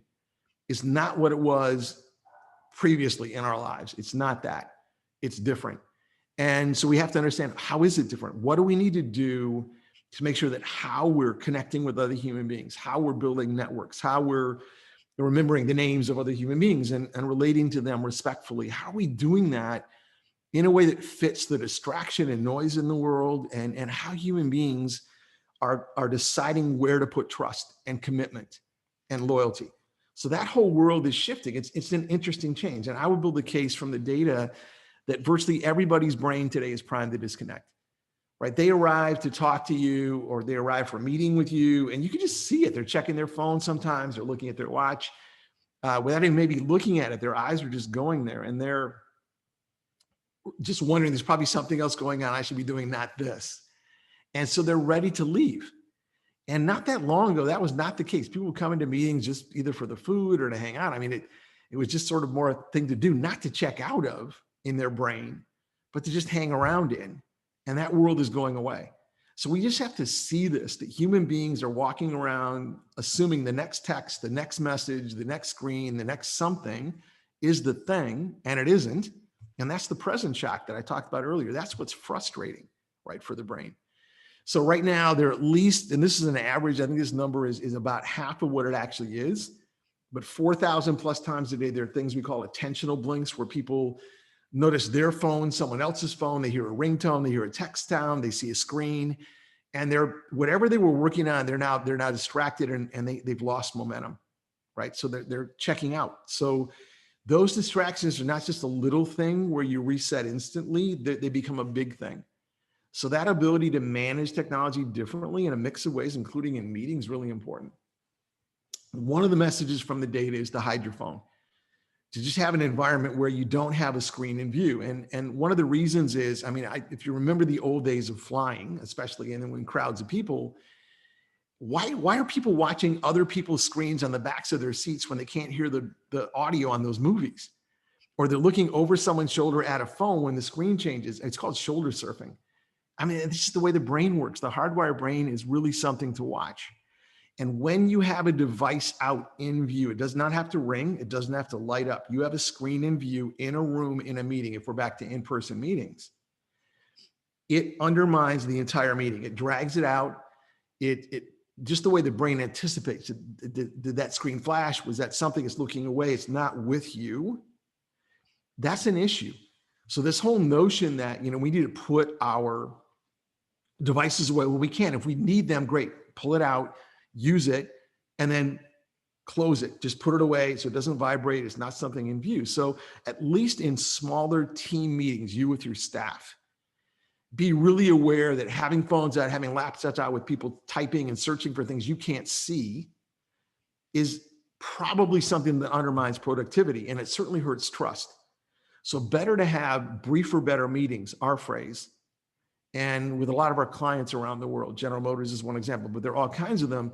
We work on these 15-minute targeted meetings. We work on 5-minute targeted phone calls. And the reason is you can put your technology away unless you need it. And you can zero in. You can be all here. And we can make really good progress. And then we move to what's next. Then you can check your messages if you want to, and so on. Another really interesting study out there, it's not one of the slides, but I'll share with you for a moment here, is that the leaders and teams around the world who work remotely, so they're in different places. They're not in the same room together, the same building together. When they use communication, it's called bursty communication in the research, but when they focus on answering emails and responding to texts and calls in real time, but only at 3 times a day, sometimes 4.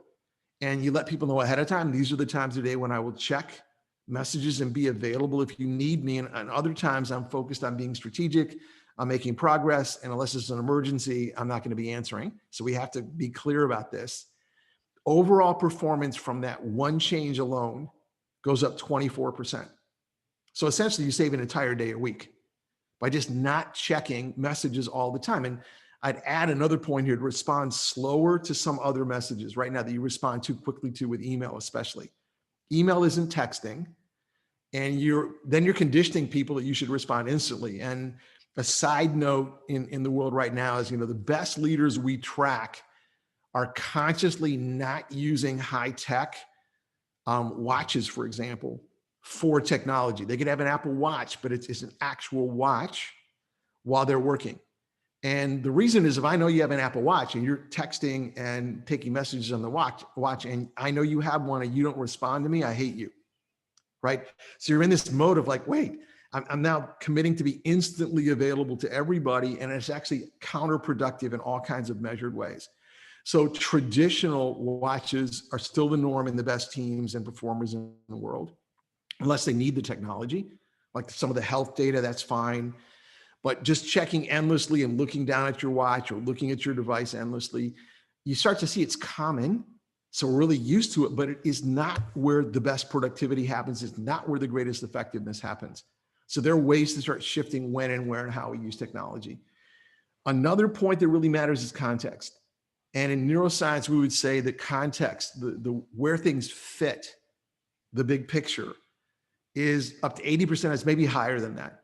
Up to 80% of how people understand anything is, tell me where it fits when you're sharing this with me. And so where does this fit? Where does this lead? What that means in messaging, all of us grew up in a world where we learned essentially message like we would tell a story, right? You have a great opening line, you work your way through the details, and you have some punchline or conclusion. And our data from around the world would say that world is so gone. That's not how we communicate anymore. It's just not the way we need to do that anymore. And what we need is the opposite. We have to start with the conclusion. We have to start with, why would you even care about this message? That's the opening. If I have an ask for you in an email, I'm opening with my ask. I'm not building up to it 4 paragraphs later. So we call that front ending. So it's a whole new way to communicate where we're flipping it. And we're starting a session with, where does this lead and why would this matter? Right. And then we'll get there. But rather than, it'll be a huge surprise at the end. You'll love it. Maybe in movies that does still work.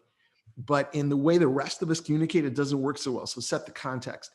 Part of why this matters so much is we all have at least 3 brains, right? You have a brain inside the cranium. It's the one that I learned about in neuroscience and was tested on, all those years ago. And then through the years, but we now know from a new field called neurocardiology, you have a brain in the heart.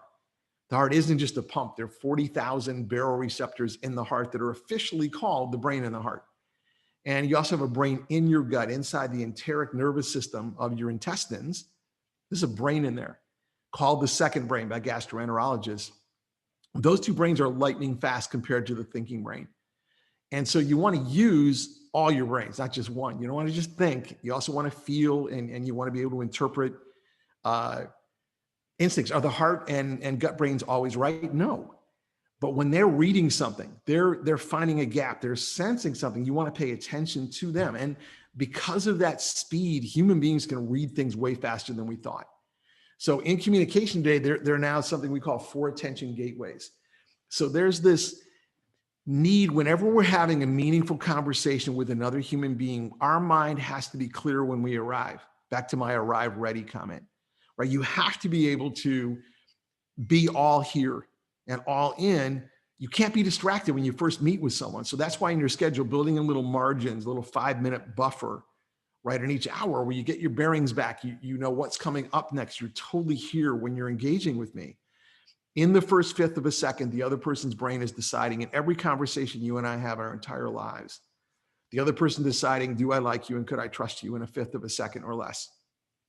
And if you seem distracted, they don't like you. And I'm not talking fan club here. I'm talking, you don't seem genuine. You don't seem like you care. They're already checked out. They're maybe still in a conversation with you. They're so not really in it with you. Second gateway, a little 3-second window is, am I in or out? Right? So that's how that one's playing out as well, right? 1/5 of a second, then 3 seconds. And if you make it past that one, if they're saying, okay, this might be interesting, I feel like you care, then every 30 seconds or so during a conversation, the other person's brain is asking something. I'm using the brain words here. Like, is this interaction worth a piece of my life?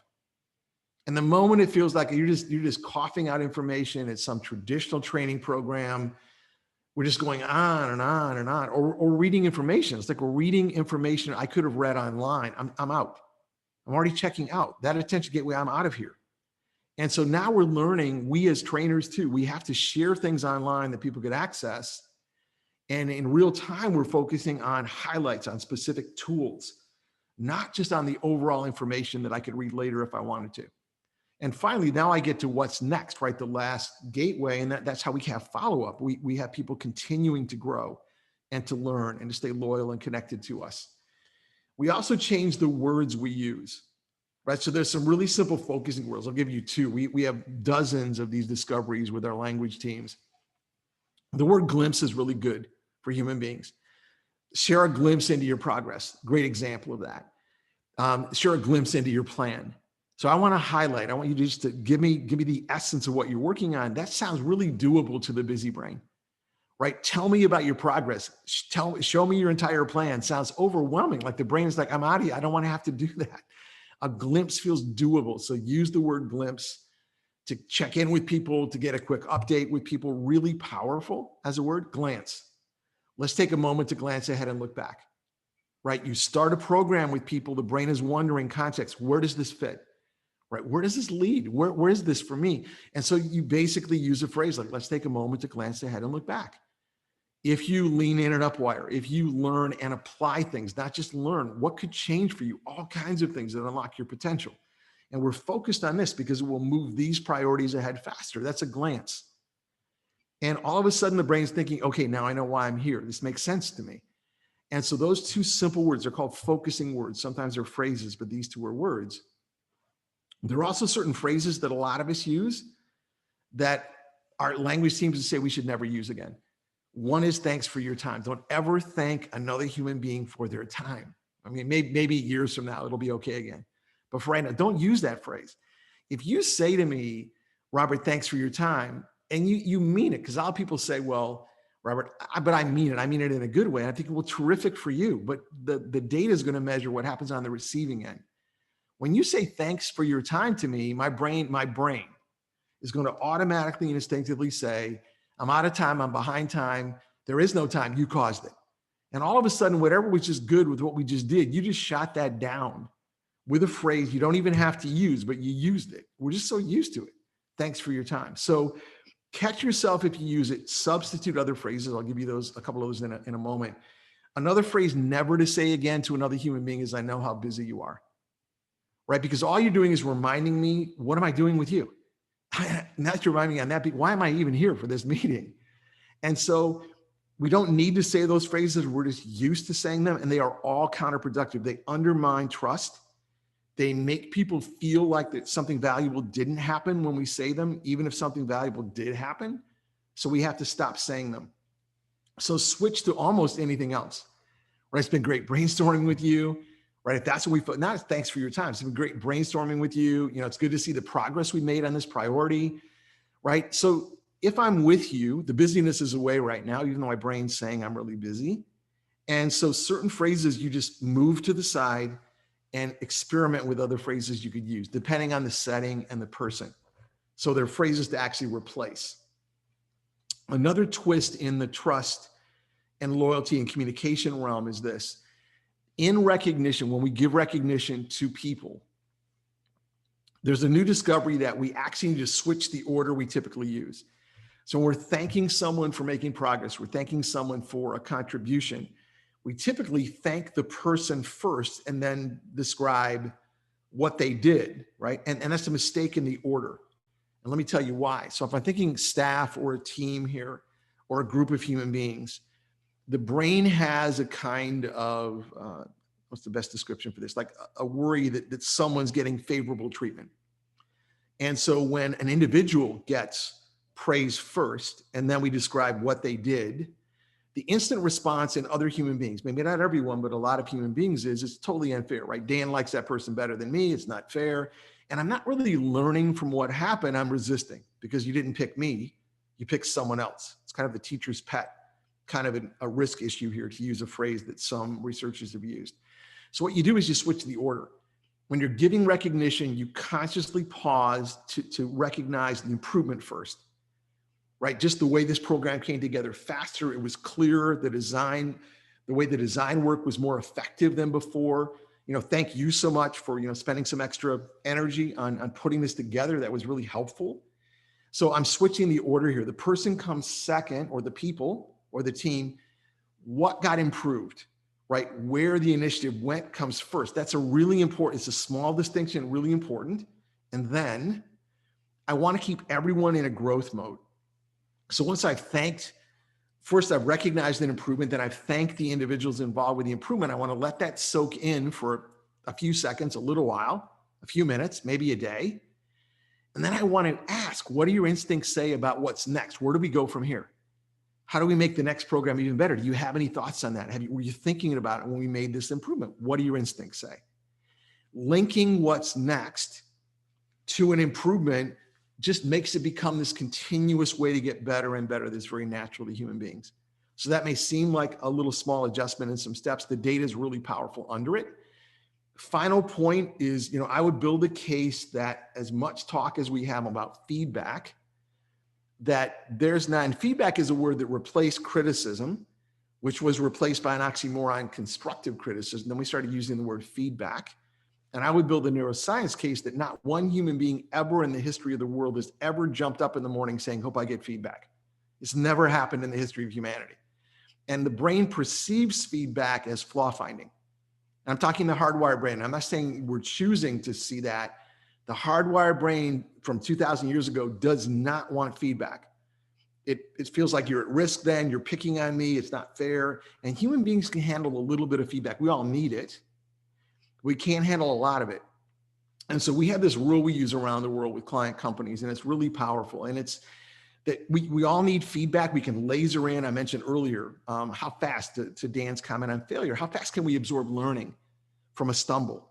When something didn't go right, let's look at it. Let's learn fast from it. How do we do that? And it's what elite performers do all over the world and on our teams, but we have to apply it forward.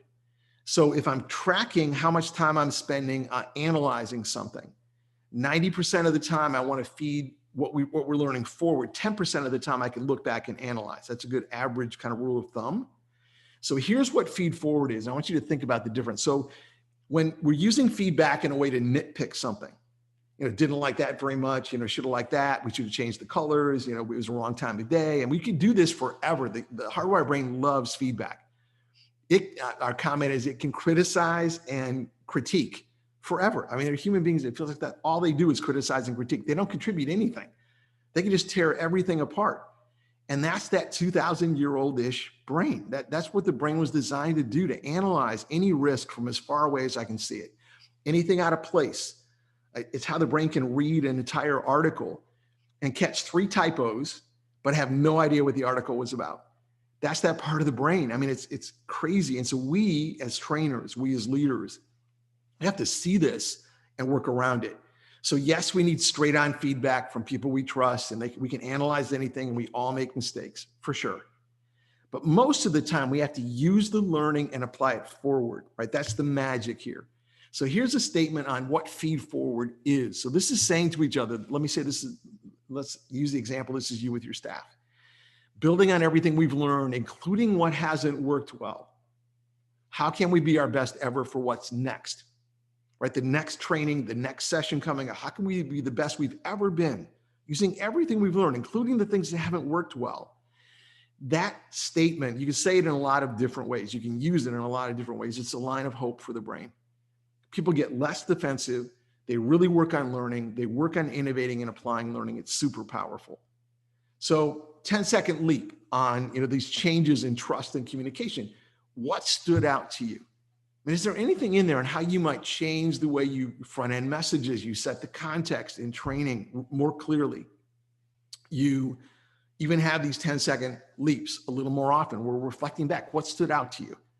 Just pick one thing. This is just you inside your mind, grabbing one thing your instinct said, well, maybe that would work. Maybe I should test that. That might be interesting. What other words might be getting in the way? Maybe I should observe. That could be another reaction.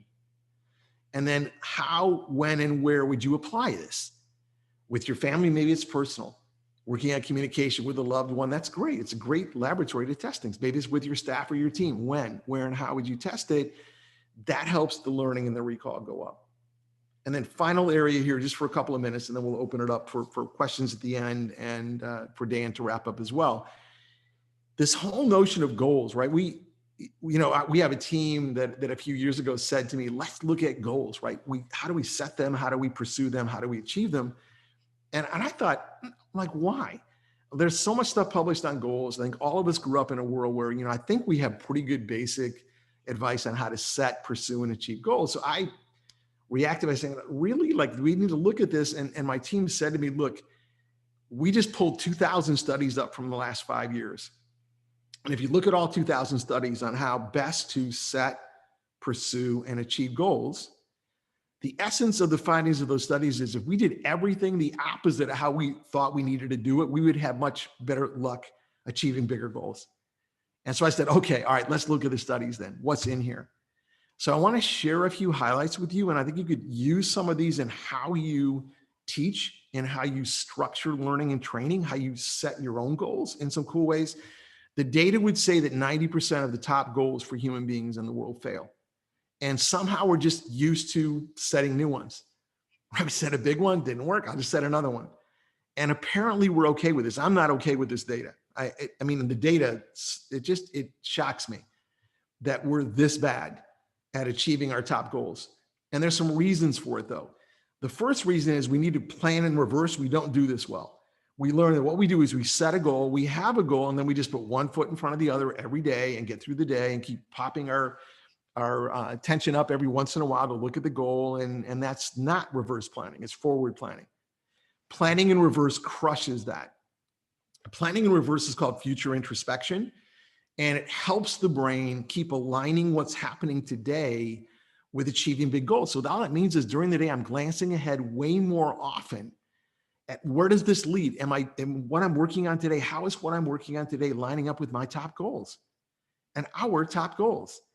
And so I look out there at the top goal, what it will feel like, what are we going for here? What's the effectiveness? What's the impact of it? And then I'm looking in at how we're doing what we're doing today, asking what could I adjust to speed us toward that outcome? That's called planning in reverse, or reverse planning. So we need to do that way more often. So we need to be glancing ahead more than we do now. This is every human being. We don't do this well by nature. We can learn how to do it. We just pause more often between meetings. We're glancing ahead. I have my bearings, we call it. I know where I'm going. I know why I'm in this meeting. I know where this meeting leads. It's exciting. Mondays are powerful, right? Mondays are really interesting. Monday is called a temporal landmark in neuroscience. It's the best day for setting and re-energizing goals. Somehow, just the way the goals hook in our subconscious and conscious, way more powerful on a Monday. Goals should stretch us, but here's an interesting finding from a number of studies, but fantasy equals failure. Big, hairy, audacious goals hardly ever come true, and they're fun to set. I mean, they're pretty daring, but the reason is they cross the line into fantasy. So your brain has to figure out, if you set a really big goal that stretches you, the brain still has to guess, if this happened, and then I learned that, and then we work together, I think we could do this. Whatever that line is on stretch, that's as much stretch as you want. So go for that goal and hit it, achieve it, then set the next one. The moment you go for fantasy, right? You want 100x the results. You want to accomplish the entire week in 4 minutes. It's fantasy. Like this, human beings like having those exercises. They never tend to lead to great results. Worse, the moment your brain drifts into fantasy, it undermines progress. It actually stops you from growing and achieving goals. So the stretch line is something all of us, when we plan things or we're asking people in a program to set a goal, it has to be really call upon them to really grow, but it has to be something they feel that if they really committed to it, it's achievable. And then we just set another one and set another one and set another one, and they can go higher and higher. Emotion matters. It's called emotional experiential memory in neuroscience. I need to see people's eyes light up. You have to feel the goosebumps from your goals. They can't just be a financial goal or a time goal. It has to have feeling to you. We call it most amazing future in our research with families. What's your most amazing future? And it's evolving. You can't see the whole future, but what is it to you? What do you want to do more of? What less of? Who do you want to spend more time with? Who less time with? It's your most amazing future. And your family members would have a voice in this, and it has emotion. And emotion is what ignites behavior change in service of that goal. So we need feeling. And we've lived in a business where a lot of it is thinking, and we helped pioneer emotional intelligence research years ago. This is a huge point. It's small, but it's big. The point I mentioned earlier in the first 21 minutes, every single day, pulling out your biggest goals, a handful of them, and one by one, recommit to them for a moment.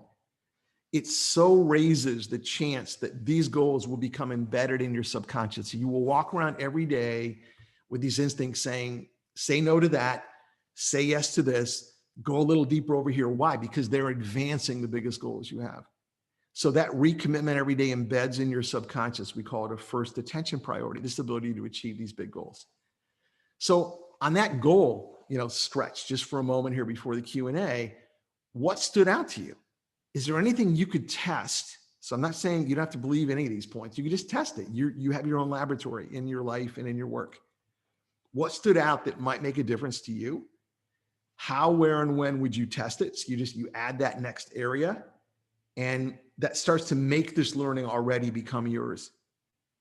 So what I'd like to do for a moment, Dan, is, whatever questions that come in, we'll answer them looking back across what we've touched upon. I have just one ending story. It will take just a couple of minutes at the end to wrap up. So whenever you want me to share that, I will. So what's going through your minds? I'm hoping that I have stretched you some with some of the insights, some of the small tools that might be new to you. What's going through your minds right now? What could I answer?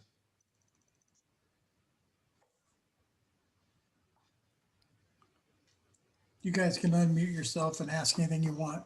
Yeah, you can jump right in if you want. So anything on your mind, what have I stirred up you'd love to learn more about? Phil, you want to go ahead? Yeah, go ahead, Phil. So my question would be, with everything that we covered, there's quite a bit. I mean, there was a lot covered. If someone's going to change their total approach on how they do things, which Sure, a lot of things could be added to change, from sleeping habits to daily interactions to how you take calls. With all of it together, what would you recommend if you're going to start with a couple things? This is what you should start with. Well, the first, I mean, Phil, it's a great question, because first you want a handful, not just one. So that earlier point, where you want to get a small handful of typically small adjustments you could test, and the ones that don't work, you test them briefly and then let them go and substitute something else. The right question to answer your question is, what do your best instincts say? Right. And when you look at it yourself, because for some of us, the place to start could be personal.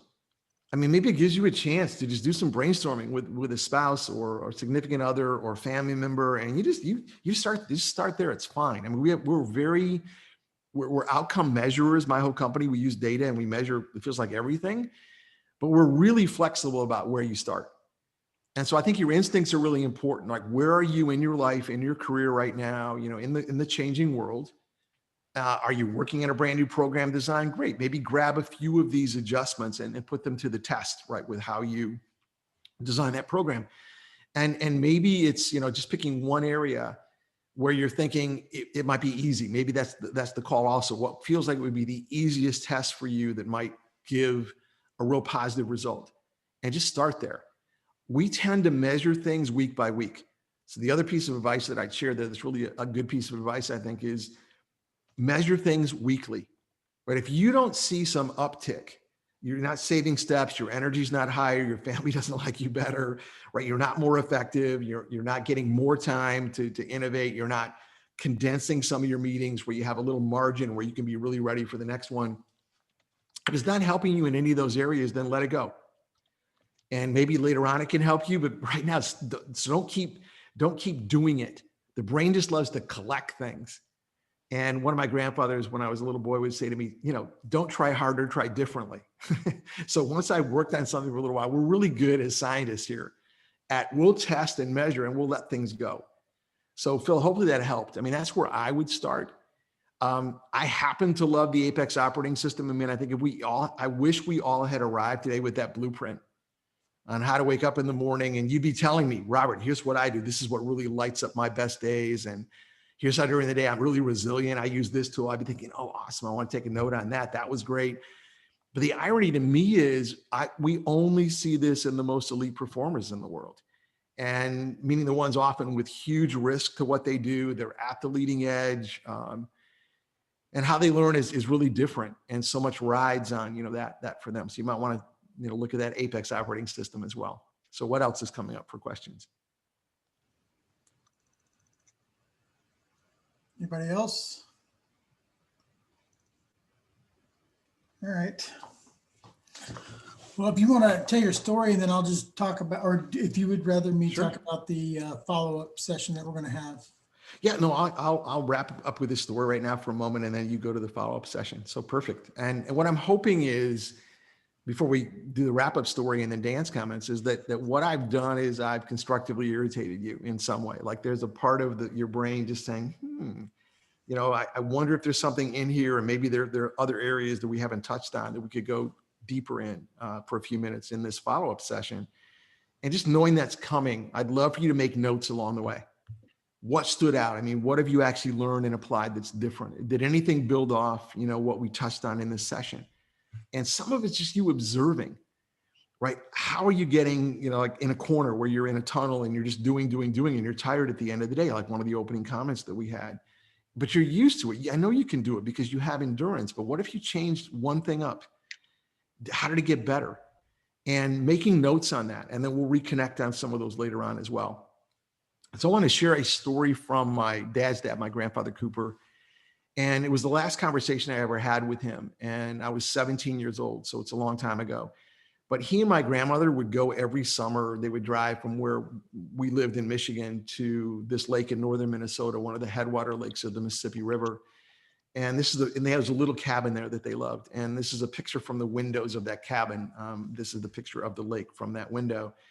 And this last summer, they drove there and they were there. And I'm working my summer jobs. I'm 17 years old. It's before I went in the Marine Corps. And just, it was late at night, 11:30 at night. It's dark out. And I come home from one of my summer jobs and the phone rang. And I answered, and it was my grandfather. And I remember thinking to myself, because I knew this cabin, and I remember thinking to myself, you know, why are you calling me? Right? It's late at night. Why are you calling me? And I knew the nearest phone was a quarter of a mile away through the woods. Second nearest phone, 5 miles away on a corner, a little store on a corner. And so I know he knew he was at one of those phones when he called me, and he said, Robert, I have a question for you. And I remember standing in the kitchen thinking, you know, I'm pretty used to this. Both my grandfathers leaned on me when I was growing up, and they had pretty deep questions for me when I was growing up, and they wanted me to think about leading in ways that other children my age, boys my age, weren't thinking maybe. And so they just wanted that for me. And so I remember standing in the kitchen thinking, I'm probably ready. You know, what's your question? But I wasn't ready for what he asked me. So what he said to me, and he had survived 4 heart attacks before this call. This is before coronary bypass surgery. He lived through 4 heart attacks. And I got to experience him going through each of these heart attacks. And so he said, I have a question for you. And so I'm on the phone in the kitchen. And his question to me that night, though, was, if you knew you only had 1 hour to live, who would you call and what would you say? And I remember standing there thinking, that also didn't really surprise me. It was a pretty deep question. But I bet he was testing me. That's what I thought. And so I thought about it for a moment, and I said, Grandfather, I call you. And he said, and I'm calling you. He said, I'm not sure I only have an hour to live, but he said, Robert, my heart doesn't feel okay. And I made your grandmother help me go through the woods to get to the farmhouse, to get to the phone, to call you, because I wanted to speak with you. And later on, my grandmother said, here she is going in the dark. My grandfather with 2 canes. She has a flashlight with dying batteries going through the woods to the farmhouse to call me. And this whole call lasted 5, 6, 7 minutes with my grandfather, last time I ever spoke with him. And what I loved about both my grandfathers is they would pull what they'd learned about what they wish they had known sooner in their lives forward for me. I mean, they each had a lot to be proud of, and we could have spent more time focused on that. They didn't want to do that. They wanted to look back at what they wish they'd known way sooner. And out of this last call, my grandfather said, I want you taking some notes. So on a pad on the kitchen countertop, I took notes during this last call. And in this call, some of the phrases my grandfather wanted me to remember, he shared with me. So I wanted to share them with you. He said, build more, run less. Easy to build, easy to run, just be busy, running. Pause more often and build more things that matter. The running's easy. He said, care more, carry less. He said, Robert, I never want you caring less about other human beings, but I want you carrying less of the stuff, emotional baggage, burdens from other human beings. I want you caring more and caring less. He said, grow more and react less. Reacting is easy. You just react to what happens in the world. I want you growing instead. Choose that. Work in winning. He said, I want you to know that you don't have to work more to win more. You can find ways to win more and work less. Maybe not every day, but more days. Do that. And he said, all along the way, I want you living more and regretting less. He said, it's really easy to keep pushing off living until later. Don't do that. And so I wanted to share those with you. I mean, those to me are really important points. And they echo what my grandfather Downing said before when I started the session today, which is we must become what we can become. And as directors of training, you are the catalyst in this. You literally are the guides for, so many thousands of people that work so hard. And they have so much opportunity, and I just wish the best for you in that as well. So Dan, I'll hand it back to you.